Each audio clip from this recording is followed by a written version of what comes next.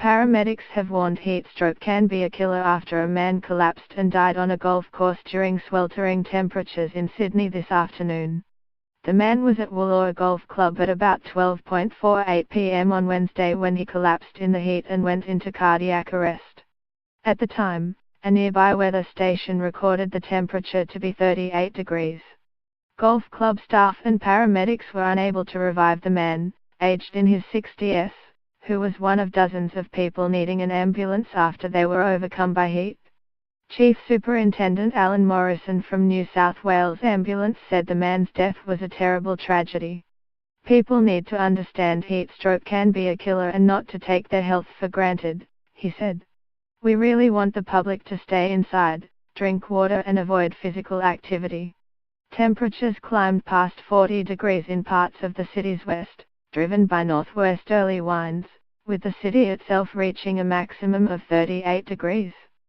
Sydney's peak temperature was in Penrith, which hit 43.6 degrees at 2:22 p.m.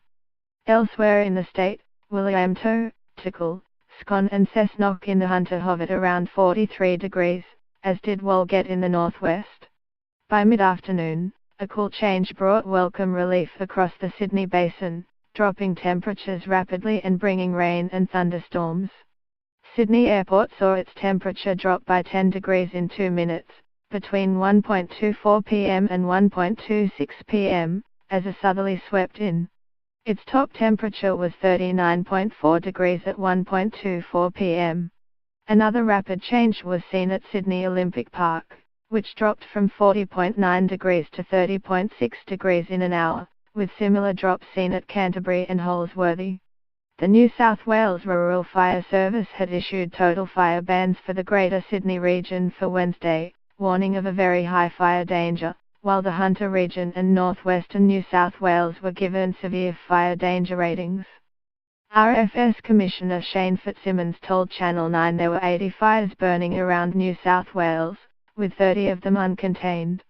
It's pretty hot and dry right around different parts of the state, Mr. Fitzsimmons said.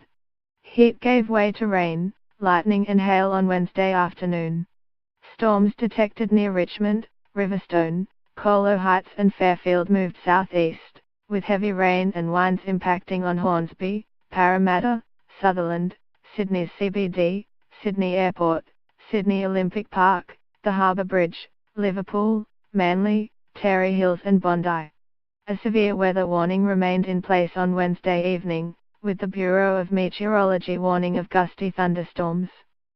Severe thunderstorms are likely to produce damaging winds, heavy rainfall that may lead to flash flooding and large hailstones over the next several hours about the northern tablelands, parts of the northern rivers, mid-north coast, Hunter, central tablelands and metropolitan districts, the Bureau said in an update. Locations which may be affected include Grafton, Coffs Harbour, Port Macquarie, Terry, Newcastle, Gosford and Sydney. Thousands of homes were without power after the storms, with Ausgrid and Endeavour Energy working to fix the blackouts across Sydney and the Hunter. About 3,000 people in Western Sydney were without power after a lightning strike damaged the local network at St Mary's, while parts of Bankstown, Codal Park, Balgowlah, Warruga, North Warruga, Seaforth, Coogee and Chippendale were also in the dark.